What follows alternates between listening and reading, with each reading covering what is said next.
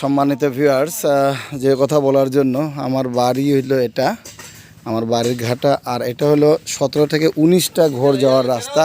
এই রাস্তা দিয়ে আবার আটখানি যাওয়া যায় আদমপুর থেকে এসে।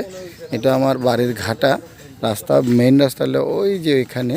আর এখান থেকে এসে আদমপুর থেকে এসে আমার বাড়ি থেকে আদমপুর যাওয়ার রাস্তাটা এটা। তারপরে ঘুরে যাওয়া, গ্রামের ভিতরে ঘুরিয়ে যাওয়ার রাস্তা এটা। তো আজকে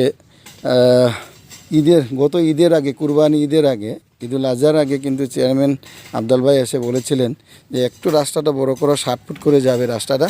এই জন্য তো 60 ফুটের পরে যেন আধা হাত থাকে দুই সাইডে।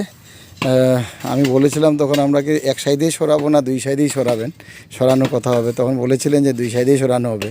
তো ভাইয়েরা কাজ করতে আসছে আজকে। তো আজকে আসার পর, আজকে কয় তারিখ? আজকে 30 জুন 2026। তো আজকে আসছেন।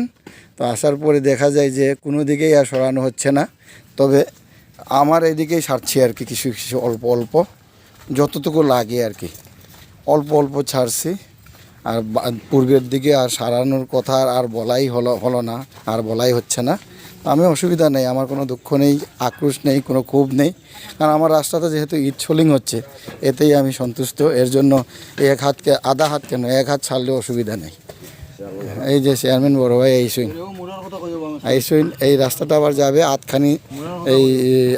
আটখানি যে কোনো গাঁও থেকে যাচ্ছে, ওই রাস্তায় গিয়ে শেষ হবে ইমা উজাউলের আমি মন্দিরের কাছে। চেয়ারম্যান বলতে নাম নিতে আমার চেয়ারম্যান ভাই আইয়া পড়ছইন, তাই নিয়ে আমরা ধন্যবাদ জানাই ইউনিয়ন কর্তৃপক্ষ।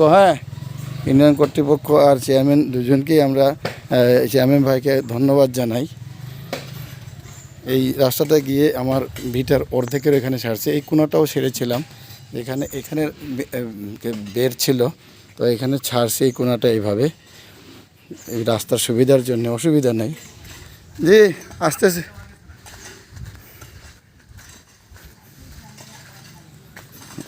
যাই হোক, ধন্যবাদ জানাচ্ছি।